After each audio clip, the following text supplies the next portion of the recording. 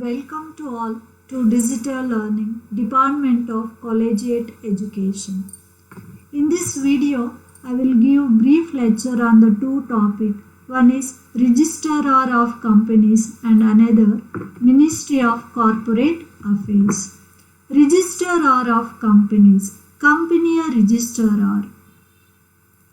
First let us know the definition of Registrar of Companies under Section 2, Subsection 75 of the Companies Act of 2013.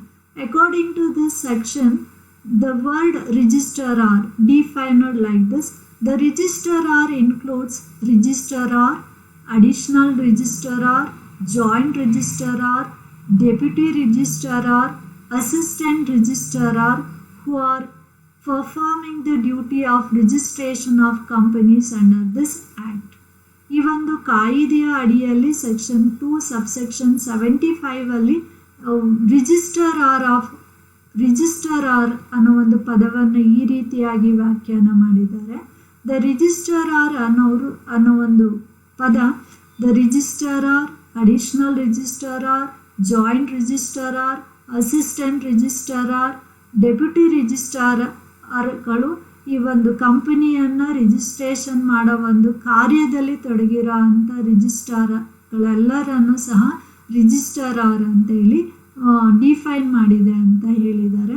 ಹಾಗಾಗಿ registrar ಅಂತ ಹೇಳಿದ್ರೆ ಅವರು additional registrar ಆಗಿರ್ಬೋದು, deputy registrar ಆಗಿರ್ಬೋದು, joint registrar ಆಗಿರ್ಬೋದು ಅಥವಾ assistant registrar ಆಗಿರ್ಬೋದು.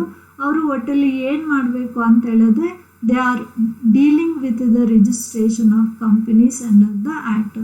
ಈ ಒಂದು ಕಾಯಿದೆಯ ಅಡಿಯಲ್ಲಿ ಕಂಪನಿಗಳನ್ನು ನೋಂದಣಿ ಮಾಡೋದಕ್ಕೆ ಕರ್ತವ್ಯ ನಿರತರಾಗಿರುವಂತಹ ಅಧಿಕಾರಿಗಳನ್ನು ನಾವು ರಿಜಿಸ್ಟ್ರಾರ್ ಅಂತ ಹೇಳಿ ಕರಿತೀವಿ. The registrar of company is actually office under the ministry of corporate affairs. The Registrar of Companies are appointed by the Ministry of Corporate Affairs of Government of India.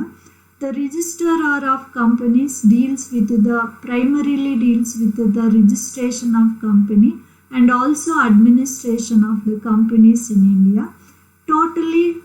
At present there are 22 office of Registrar of Companies in different state and union territories. ಭಾರತದಲ್ಲಿ ಪ್ರಸ್ತುತ ವಿವಿಧ ರಾಜ್ಯ ಮತ್ತು union territories ಎಲ್ಲವನ್ನೂ ಒಟ್ಟಾರೆ ಸೇರಿ 22 registrar of ಕಂಪನೀಸ್ಗಳಿವೆ. ಈ ಒಂದು ರಿಜಿಸ್ಟ್ರಾರ್ ಆಫ್ ಕಂಪನಿ ಆಫೀಸ್ಗಳಿಗೆ ಅಧಿಕಾರಿಗಳನ್ನು ಭಾರತೀಯ ಕಂಪನಿಯ ವ್ಯವಹಾರಗಳ ಸಚಿವಾಲಯ, ಕಾರ್ಪೊರೇಟ್ ವ್ಯವಹಾರಗಳ ಸಚಿವಾಲಯ ನೇಮಕ ಮಾಡುತ್ತೆ. ಈ ಒಂದು ರಿಜಿಸ್ಟ್ರಾರ್ ಆಫ್ ಕಂಪನಿ ಅವರ ಮುಖ್ಯ ಕಾರ್ಯ ಏನಾಗಿದೆ ಅಂದರೆ ಕಂಪನಿಗಳನ್ನು ರಿಜಿಸ್ಟ್ರೇಷನ್ ಮಾಡೋದು, ಕಂಪನಿಯ ಕಾಯ್ದೆಯ ಅಡಿಯಲ್ಲಿ ಕಂಪನಿಗಳನ್ನು ರಿಜಿಸ್ಟ್ರೇಷನ್ ಮಾಡೋದು ಮತ್ತು ಅವುಗಳನ್ನು ಅಡ್ಮಿನಿಸ್ಟ್ರೇಷನ್ ಮಾಡೋದು ಇವರ ಮುಖ್ಯ ಕಾರ್ಯ ಆಗಿರುತ್ತೆ. Functions of registrar of companies. ಕಂಪನಿಯ ರಿಜಿಸ್ಟ್ರಾರ್ ಅವರ ಕಾರ್ಯಗಳು. The functions of Registrar of Companies are mainly classified into three categories, three functions actually: primary functions, secondary functions, and last one is other functions. The Registrar of Companies actually appointed for the registration of companies under the Act as per Section 2, Subsection 75 of the Act. ಈ ಒಂದು ಆ್ಯಕ್ಟಲ್ಲಿ ಕಂಪನಿಗಳನ್ನು registration ಮಾಡೋದಕ್ಕೇ ಅಂತಲೇ ನೇಮಕವಾಗಿರೋ ಅಧಿಕಾರಿಗಳಿವರು. ಹಾಗಾಗಿ natural ಅವರ ಮುಖ್ಯ ಕಾರ್ಯ, ಪ್ರಾಥಮಿಕ ಕಾರ್ಯ ಯಾವುದಾಗಿರುತ್ತೆ ಅಂದರೆ ಕಂಪನಿಗಳನ್ನು ನೋಂದಣಿ ಮಾಡೋದಾಗಿರುತ್ತೆ. The promoters of the company after preparation of the memorandum of association, articles of association, making of preliminary contract, arrangement with other parties will submit an application in the prescribed format along with the prescribed fees. ಕಂಪನಿಯ ಪ್ರವರ್ತಕರು ಕಂಪನಿಯ ಮನವಿ ಪತ್ರ, ಕಂಪನಿಯ ಲಿಖಿತ ಕಟ್ಟಳೆಗಳು ಮತ್ತು company ಬೇರೆಯವರ ಜೊತೆ ಮಾಡಿರೋ ಅಂಥ ಪ್ರಿಲಿಮಿನರಿ ಕಾಂಟ್ರಾಕ್ಟ್, ಪ್ರಾಥಮಿಕ ಒಪ್ಪಂದಗಳು, appointment of company secretary, appointment of auditors of the company ಎಲ್ಲವೂ ಆದ ನಂತರ ನಿಗದಿತ ನಮೂನೆ ಮತ್ತು ನಿಗದಿತ ಫೀಸ್ನೊಂದಿಗೆ ಒಂದು ಅಪ್ಲಿಕೇಶನ್ಸನ್ನು respective state or union territories, ಒಂದು ಕಂಪನಿ ಎಲ್ಲಿ ಹೆಡ್ ಆಫೀಸನ್ನು ಸ್ಥಾಪನೆ ಆಗ್ತಿದೆ ಆ ಒಂದು ಹೆಡ್ ಆಫೀಸ್ ಯಾವ ರಾಜ್ಯ ಅಥವಾ ಯೂನಿಯನ್ ಟೆರಿಟರೀಸ್ಗೆ ಬರುತ್ತೆ ಆ ಒಂದು ರಾಜ್ಯ ಅಥವಾ ಯೂನಿಯನ್ ಟೆರಿಟರೀಸ್ನ ರಿಜಿಸ್ಟ್ರಾರ್ ಆಫ್ ಕಂಪನೀಸ್ಗೆ ಅವರು ಅಪ್ಲಿಕೇಶನ್ಸನ್ನು ಸಬ್ಮಿಟ್ ಮಾಡಬೇಕಾಗುತ್ತೆ. After scrutiny and satisfaction about the procedure followed by the proposed company, the registrar of company will issue a certificate called incorporation certificate or registration certificate. ಕಂಪನಿಯ ರಿಜಿಸ್ಟ್ರಾರರು ಅಪ್ಲಿಕೇಶನನ್ನು ಎಲ್ಲ ವಿಧವಾಗಿ ಸ್ಕ್ರೂಟಿನಿ ಮಾಡಿ ಎಲ್ಲ documents ಸರಿ ಇದೆ, ಎಲ್ಲ ನಿಯಮಾವಳಿಗಳನ್ನು ಪ್ರಪೋಸ್ಡ್ ಕಂಪನಿ ಫಾಲೋ ಮಾಡಿದೆ ಅಂತ ಮನವರಿಕೆ ಆದ ನಂತರ, ಸ್ಯಾಟಿಸ್ಫ್ಯಾಕ್ಷನ್ ಆದ ನಂತರ ಕಂಪನಿಗೆ ಒಂದು ರಿಜಿಸ್ಟ್ರೇಷನ್ ಸರ್ಟಿಫಿಕೇಟನ್ನು ಅವರು ಇಶ್ಯೂ ಮಾಡ್ತಾರೆ. After getting the registration certificate the companies actually came into existence. ಈ ಒಂದು ಸರ್ಟಿಫಿಕೇಟ್ ಪಡೆದ ನಂತರನೇ ಅದು ಕಂಪನಿಯ ಒಂದು ನಿಜವಾದ ಹುಟ್ಟು ಅಂತ ನಾವು ಪರಿಗಣಿಸಬೇಕಾಗುತ್ತೆ. If the company comes under the type of public company limited by shares, required to obtain one more certificate called business commencement certificate in order to commence their business. Public company ಒಂದು ಬಿಸ್ನೆಸ್ಸನ್ನು commence ಮಾಡಬೇಕಾದ್ರೆ, ಯಾವುದೇ ಒಂದು public company ಬಿಸ್ನೆಸ್ಸನ್ನು commence ಮಾಡಬೇಕಾದ್ರೆ ಅದು business commencement ಸರ್ಟಿಫಿಕೇಟನ್ನು ಅದು ಪಡ್ಕೊಳ್ಬೇಕಾಗುತ್ತೆ. If the company collect the minimum subscription, then it must apply for the business commencement certificate in the prescribed format with prescribed fees by attaching the necessary document with the registrar of companies, and upon scrutiny and also satisfaction about the procedures followed by the registered company will issue a certificate called business commencement certificate. It is also the another function of the registrar of companies. The registrar of company also perform the function of registration of limited liability partnership under Limited Liability Partnership Act. ಬರೀ ಕಂಪನಿಯ ಕಾಯಿದೆಯ ಅಡಿಯಲ್ಲಿ ಅಲ್ಲದೆ ನಿಯಮಿತ ಜವಾಬ್ದಾರಿ ಪಾಲುದಾರಿಕೆ ಕಾಯ್ದೆ 2008ರ ಅಡಿಯಲ್ಲಿ LLPಗಳನ್ನು ರಿಜಿಸ್ಟ್ರೇಷನ್ ಮಾಡುವಂಥ ಕಾರ್ಯವನ್ನು ಸಹ ಇವರು ನಿರ್ವಹಿಸ್ತಾರೆ.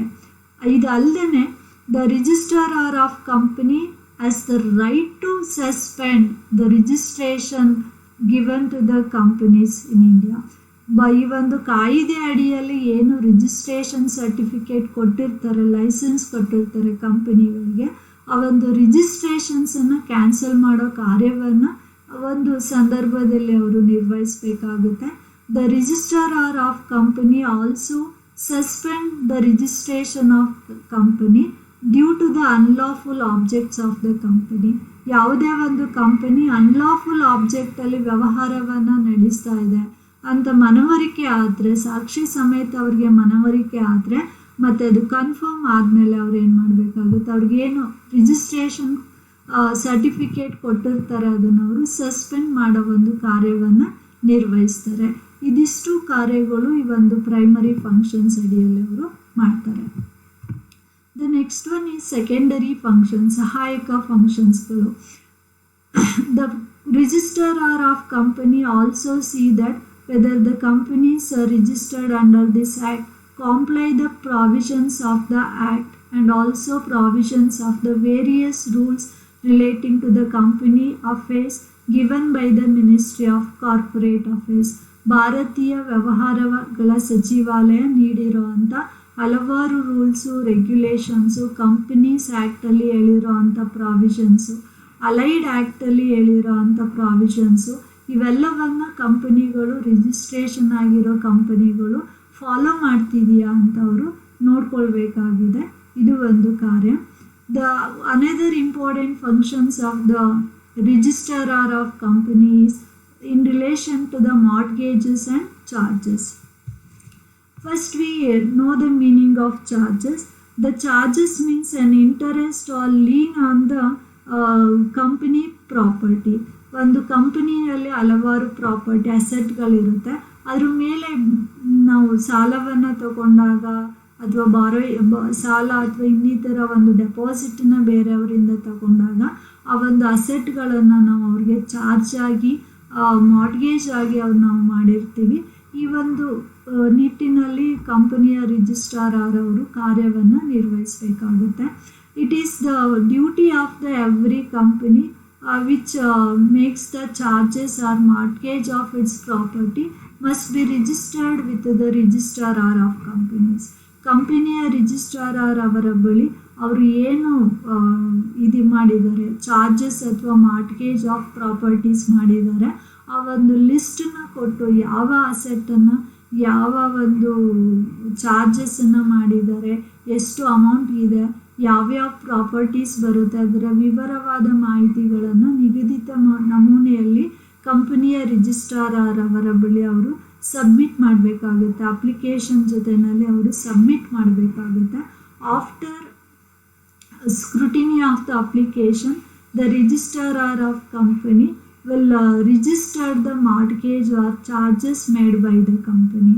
ಆ ಒಂದು ಕಂಪನಿ ಮಾಡಿರೋ ಅಂಥ ಪ್ರಾಪರ್ಟಿ ಚಾರ್ಜಸ್ ಅಥವಾ ಮಾರ್ಟ್ಗೇಜನ್ನು ಅವರು ರಿಜಿಸ್ಟ್ರೇಷನ್ ಮಾಡ್ಕೊಳ್ತಾರೆ. ಬಟ್ ಅದರದ್ದು ಫುಲ್ ಮಾಹಿತಿ ಎಲ್ಲ ವಿವರಗಳು ಅವರು ಕಂಪನಿಯ ಅಧಿಕಾರಿಗಳು, ಕಂಪನಿಯ ನಿರ್ದೇಶಕರು ರಿಜಿಸ್ಟ್ರಾರ್ ಅವರ ಬಳಿಯಲ್ಲಿ ಕೊಡಬೇಕಾಗುತ್ತೆ. ಇದು ಒಂದು ಕಂಪನಿಯ ಕಾಯ್ದೆ ಸೆಕ್ಷನ್ 77 ಪ್ರಕಾರ ಒಂದು ಕಂಪನಿ ತಾನು ಮಾಡಿದ ಅಂತಹ ಚಾರ್ಜಸ್ ಅಥವಾ ಮಾರ್ಟ್ಗೇಜ್ಗಳ ಬಗ್ಗೆ ತಾನೇ ರಿಜಿಸ್ಟ್ರಾರ್ ಆಫ್ ಕಂಪನೀಸ್ ಅವರ ಬಳಿ ಹೋಗಿ ಮಾಡ್ಕೊಳ್ಳೋ ಅಂಥದ್ದು. ಅದು ಸೆಕ್ಷನ್ 77 ಬರುತ್ತೆ. ಒಂದು ವೇಳೆ ಕಂಪನಿಯ ನಿರ್ದೇಶಕರು ತಮ್ಮ ಕಂಪನಿಯ ಚಾರ್ಜಸ್ ಅಥವಾ ಮಾರ್ಟ್ಗೇಜ್ಗಳನ್ನು ರಿಜಿಸ್ಟ್ರೇಷನ್ ಮಾಡೋದಕ್ಕೆ ತಪ್ಪಿದ್ದಲ್ಲಿ ಆಗ ಚಾರ್ಜ್ ಹೋಲ್ಡರ್ಸ್ ಯಾರಿರ್ತಾರೆ, ಅಂದರೆ ಯಾರಿಗೆ ಕಂಪನಿ ತಮ್ಮ ಅಸೆಟ್ಗಳನ್ನು ಚಾರ್ಜ್ ಅಥವಾ ಮಾರ್ಟ್ಗೇಜ್ ಆಗಿ ಕೊಟ್ಟಿರ್ತಾರೆ ಅವರು ಒಂದು ಅಪ್ಲಿಕೇಶನ್ಸನ್ನು ಕೊಡಬಹುದು. Along with contract of charges or mortgage, ಅವರು ತಮ್ಮ ಬಳಿ ಇರೋ ಅಂತಹ ಕಾಂಟ್ರಾಕ್ಟ್ ಆಫ್ ಚಾರ್ಜಸ್ ಅಥವಾ ಮಾರ್ಟ್ಗೇಜನ್ನು ಕಂಪನಿಯ ರಿಜಿಸ್ಟ್ರಾರ್ ಅವರ ಬಳಿ ಏನು ಮಾಡ್ಬೋದು, ಕೊಟ್ಟು ಆ ಒಂದು ಅಪ್ಲಿಕೇಶನ್ ಕೊಟ್ಟು they will look after towards the registration of mortgages or charges made by the company with them. ಅವ್ರ ಜೊತೆ ಏನು ಚಾರ್ಜಸ್ ಅಥವಾ ಮಾರ್ಟ್ಗೇಜಸ್ ಮಾಡಿದೆ ಅವುಗಳನ್ನು ರಿಜಿಸ್ಟ್ರೇಷನ್ ಮಾಡೋದಕ್ಕೆ ಕಾರ್ಯವನ್ನು ಕೈಗೊಳ್ತಾರೆ. ಇದರ ಒಂದು ಪ್ರಾವಿಷನ್ಸನ್ನು ಕಂಪನಿಯ ಕಾಯ್ದೆ 2013 ಸೆಕ್ಷನ್ 78 ಹೇಳಿದೆ. Upon receiving the application from the charge holders and mortgage holders, the company will issue a notice to the company. ಅದು ಒಂದು ಪ್ರಕಾರವಾಗಿ ನಿಯಮಾವಳಿಗಳ ಪ್ರಕಾರ ಇಷ್ಟು ದಿನಗಳೊಳಗಡೆ ಅದನ್ನು ಚಾರ್ಜಸ್ನ ರಿಜಿಸ್ಟರ್ ಮಾಡಬೇಕು ಅಂತ ಇದೆ. ಒಂದು ವೇಳೆ ಅವ್ರು ತಪ್ಪಿದ್ದಲ್ಲಿ ಕಂಪನಿಯ ರಿಜಿಸ್ಟ್ರಾರ್ ಅವರು ಚಾರ್ಜ್ ಹೋಲ್ಡರ್ಸಿಂದ ಬಂದಿರೋ ಅಂಥ ಅಪ್ಲಿಕೇಶನ್ ಆಧಾರದ ಮೇಲೆ ಕಂಪನಿಗೆ ನೋಟಿಸನ್ನು ಕೊಟ್ಟು ವಿವರಗಳನ್ನು ಪಡ್ಕೊಂಡು ಅವರು ರಿಜಿಸ್ಟ್ರೇಷನ್ಸನ್ನು ಮಾಡಬಹುದು. ಇದು ಒಂದು ಕಾರ್ಯ ಆಗಿದೆ. And it is another duty of the registrar of company relating to mortgages under section 81 of the Act. It must keep the registration of charges in respect of every company. ಪ್ರತಿಯೊಂದು ಕಂಪನಿಯ ರಿಜಿಸ್ಟರ್ ಆಫ್ ಚಾರ್ಜಸ್ ಪ್ರತಿಯೊಂದು company ತನ್ನ ಏನು ಚಾರ್ಜಸ್ನ ಮಾಡಿದೆ ಅದಕ್ಕೆ ಬಗೆಯಾಗಿ ಒಂದು register ಪುಸ್ತಕವನ್ನು ಈ ಒಂದು ರಿಜಿಸ್ಟ್ರಾರ್ ಆಫ್ ಕಂಪನಿ ಮೇಂಟೈನ್ ಮಾಡಬೇಕಾಗುತ್ತೆ. ಇದಿಷ್ಟು ಮುಖ್ಯವಾಗಿ ಬರೋ ಅಂಥದ್ದು ಈ ಒಂದು ಚಾರ್ಜಸ್ ಆ್ಯಂಡ್ ಮಾರ್ಟ್ಗೇಜ್ ಅಡಿಯಲ್ಲಿ. Another important function performed by the registrar of companies function of inspection, enquiry and investigation. Under the Company Act, under many circumstances, registrar of company will inspect the company transactions or affairs, will inquire and investigate based on the government orders or order of the court and many more. ಒಂದು ಸರ್ಕಾರದ ಆದೇಶದ ಮೇರೆಗೆ ಆಗ್ಬೋದು, court ಆದೇಶದ ಆಧಾರದ ಮೇಲೆ ಆಗ್ಬೋದು, ಅಥವಾ ಇತರ ಒಂದು ಪಬ್ಲಿಕ್ ಇಂಟ್ರೆಸ್ಟಿಂದ ಬಂದಿರೋ ಅಂತಹ ಚಾರ್ಜ್ ಹೋಲ್ಡರ್ಸ್ ಆಗಿರ್ಬೋದು, ಕಂಪನಿಗೆ ಸಂಬಂಧಪಟ್ಟಂಥ ವ್ಯಕ್ತಿಗಳಿಂದ ಹಲವಾರು ಅಪ್ಲಿಕೇಶನ್ಸ್ಗಳು ಬಂದಾಗ ಅಥವಾ ಹಲವಾರು ಆದೇಶಗಳು ಬಂದಾಗ ಕಂಪನಿಯ ರಿಜಿಸ್ಟ್ರಾರ್ ಅವರು ಕಂಪನಿಯನ್ನು ಇನ್ಸ್ಪೆಕ್ಟ್ ಮಾಡಬೇಕಾಗುತ್ತೆ, ಕಂಪನಿಯ ಅಧಿಕಾರಿಗಳನ್ನು ಎನ್ಕ್ವೈರಿ ಮಾಡಬೇಕಾಗುತ್ತೆ ಮತ್ತು ತನಿಖೆ ಇನ್ವೆಸ್ಟಿಗೇಷನ್ಸನ್ನು ನಡೆಸಬೇಕಾಗುತ್ತೆ. ಈ ಎಲ್ಲ ಕಾರ್ಯಗಳನ್ನು ಅವರು ನಿರ್ವಹಿಸ್ತಾರೆ. And the last functions performed by the registrar of companies other functions. Other functions ಎಲ್ಲ ಅವ್ರು ಇದನ್ನೇ ಮಾಡ್ತಾರೆ ಅಂತ ಹೇಳೋಕ್ಕಾಗಲ್ಲ.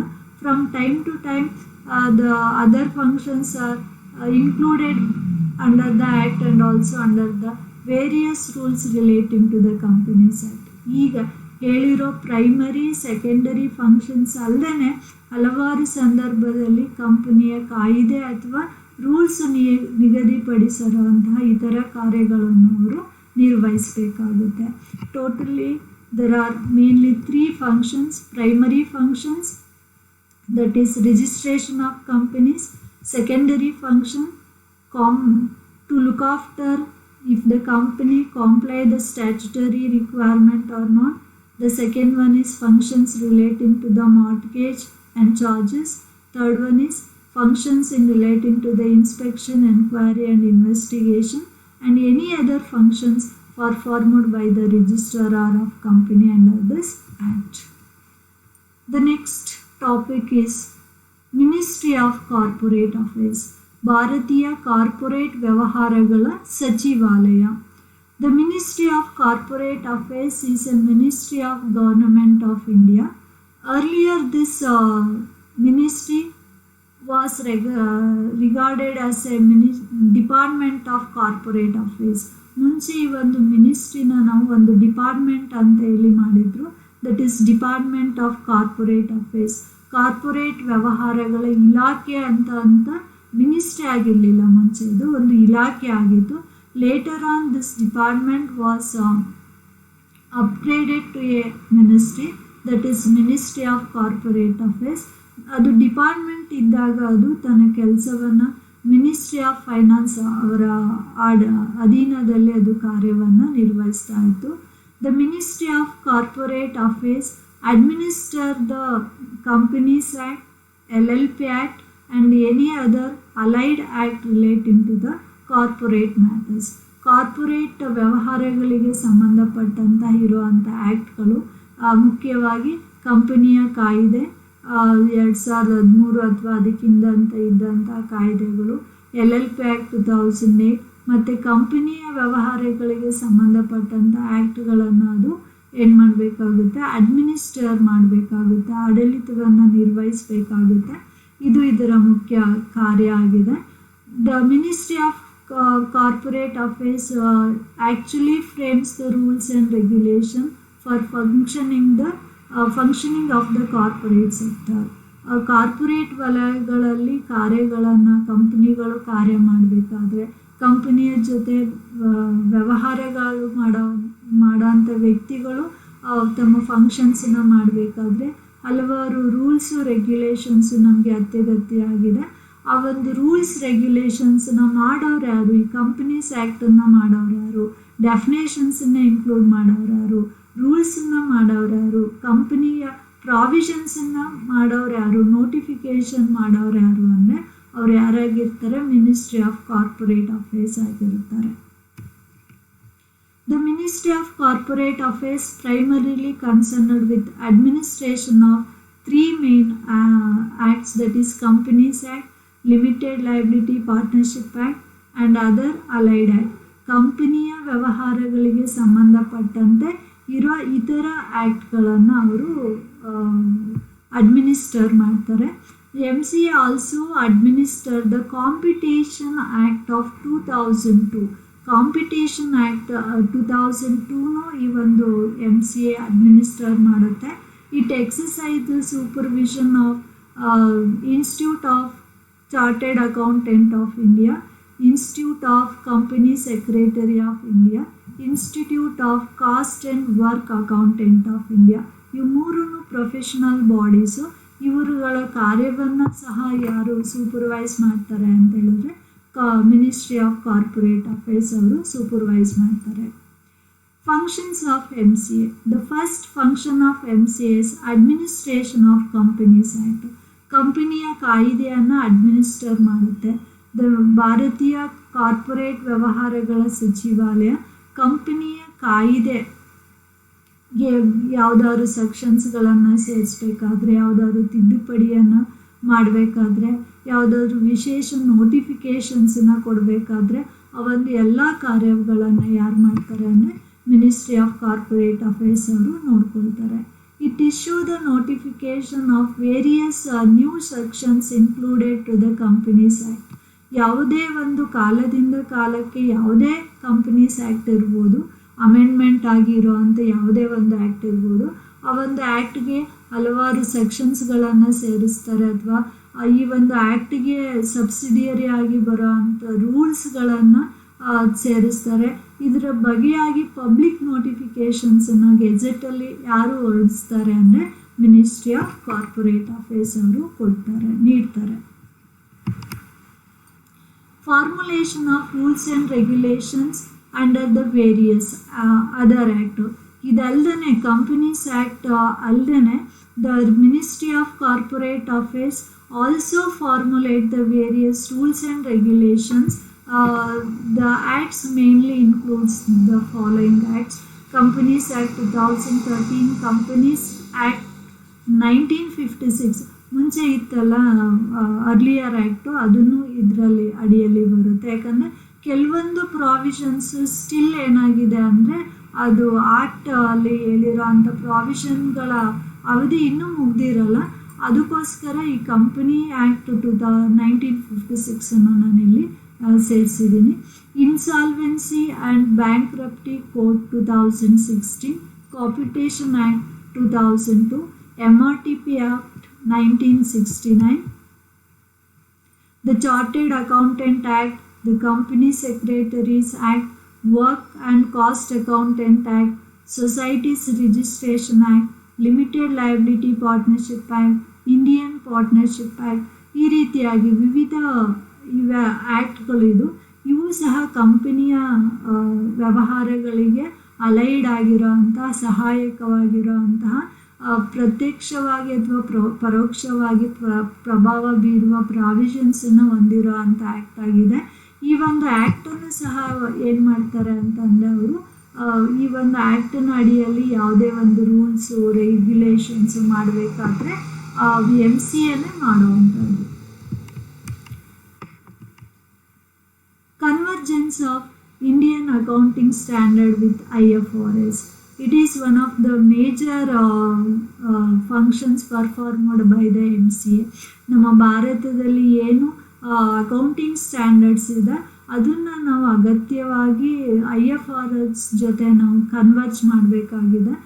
ವೇರಿಯಸ್ ಅಕೌಂಟಿಂಗ್ ಬಾಡೀಸನ್ನು ಅಪಾಯಿಂಟ್ ಮಾಡಿ ICA, the institute of chartered accountant of India, ಇತರ ಪ್ರೊಫೆಷನಲ್ ಬಾಡೀಸ್ ಅವರ ಸಹಕಾರದೊಂದಿಗೆ ಈ MCA ಏನು ಮಾಡಿದೆ ಅಂದರೆ IAS ಅನ್ನು IFRS ಜೊತೆ ಅದು ಕನ್ವರ್ಜ್ ಮಾಡಿದೆ. Implementation of competitive act in India. ಏನು ಕಾಂಪಿಟೇಟಿವ್ ಆ್ಯಕ್ಟನ್ನು ರೂಲ್ಸ್ ಆ್ಯಂಡ್ ರೆಗ್ಯುಲೇಷನ್ಸನ್ನು ಅದು ಫ್ರೇಮ್ ಮಾಡುತ್ತೆ, ಅದನ್ನು ಇಂಪ್ಲಿಮೆಂಟ್ ಮಾಡುತ್ತೆ. MCA also implement the e-government in the MCA offices. ಭಾರತೀಯ ಸಚಿವಾಲಯದಲ್ಲಿ, ಕಾರ್ಪೊರೇಟ್ ಸಚಿವಾಲಯದ ಆಫೀಸ್ಗಳಲ್ಲಿ ಗವರ್ನೆನ್ಸ್ ಕಾನ್ಸೆಪ್ಟನ್ನು ಅದು ಇಂಟ್ರೊಡ್ಯೂಸ್ ಮಾಡಿ ಇಂಪ್ಲಿಮೆಂಟ್ ಮಾಡಿದೆ. The MCA also it dictates the various irregularities in corporate functions performed by the many companies and other office. ಯಾವುದೇ ಒಂದು irregularities ಇದ್ರೂ, ಒಂದು ಕಂಪ್ನಿ ಇರ್ಬೋದು, ಒಂದು ಆಫೀಸ್ ಇರ್ಬೋದು, ಅಥವಾ ಯಾವುದೇ ಒಂದು ಸಂಸ್ಥೆ ಇರ್ಬೋದು, ಎಲ್ಲಿ ಇರ್ರೆಗ್ಯುಲಾರಿಟೀಸ್ ಇದೆ relating to the corporate functions ಅದನ್ನು ಕಂಡುಹಿಡಿಯೋ ಒಂದು ಜವಾಬ್ದಾರಿ, ಒಂದು ಕಾರ್ಯವನ್ನು ಸಹ MCA ನಿರ್ವಹಿಸುತ್ತೆ. It conduct the investors educations and awareness program. Usually in the interest of investors ಮೋಸ ಹೋಗಬಾರ್ದು. ನಮ್ಮ ಭಾರತೀಯ ಇನ್ವೆಸ್ಟರ್ಸು ಹಲವಾರು ರೀತಿಯಲ್ಲಿ ಏನು ಮಾಡ್ತಾರೆ, ಇನ್ವೆಸ್ಟ್ಮೆಂಟನ್ನು ಕಂಪನಿಗಳಲ್ಲಿ ಹೂಡಿಕೆ ಮಾಡಿರ್ತಾರೆ. ಈ ಒಂದು ಹೂಡಿಕೆಯ ಬಗ್ಗೆ ಒಬ್ಬ ಇನ್ವೆಸ್ಟರ್ಗೆ ಬೇಕಾದಂಥ ನಾಲೆಡ್ಜನ್ನು ಅವರು ಅವೇರ್ನೆಸ್ ಪ್ರೋಗ್ರಾಮ್ನ ಮಾಡೋದ್ರ ಮೂಲಕ ಅವರು ಹೆಚ್ಚು ಪ್ರಚಾರವನ್ನು ನೀಡ್ತಿದ್ದಾರೆ. It also undertake the investigation through the serious fund investigation. ಹಲವಾರು ಕಾರ್ಪೊರೇಟ್ ಫ್ರಾಡ್ಗಳಾಗಿದೆ. ಅದು ಸತ್ಯಂ ಕಂಪ್ನಿದಿರ್ಬೋದು, ಹರ್ಷದ್ ಮೆಹ್ತಾದಿರ್ಬೋದು, ಹಲವಾರು ರೀತಿಯಾಗಿ ನೀವೆಲ್ಲರೂ ತಿಳ್ಕೊಂಡಿರೋ ಹಾಗೆ ಕಾಲದಿಂದ ಕಾಲಕ್ಕೆ ಹಲವಾರು ರೀತಿಯ ಕಾರ್ಪೊರೇಟ್ ಫ್ರಾಡ್ಗಳಾಗ್ತಾ ಇರುತ್ತೆ. ಈ ಒಂದು ರೀತಿಯ ಫ್ರಾಡ್ಗಳನ್ನು ಅಥವಾ ಮೋಸ ವಂಚನೆಗಳನ್ನು ಅವರು ನೋಡೋದಕ್ಕೋಸ್ಕರ ಸೀರಿಯಸ್ ಫಂಡ್ ಇನ್ವೆಸ್ಟಿಗೇಷನ್ ಆಫೀಸ್ ಅಂತೇಳಿ ಅವರು ಮಾಡಿದ್ದಾರೆ.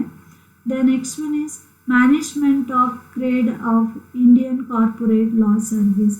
ಇಂಡಿಯನ್ ಕಾರ್ಪೊರೇಟ್ ಲಾ ಸರ್ವಿಸ್ ಬರೋ ಅಂಥ ಆಫೀಸರ್ಸ್ದು ಇದನ್ನು ಸಹ MCAನೇ ಅದು ನಿರ್ವಹಿಸುವಂಥದ್ದು. The MCA also protect the corporate stakeholder rights.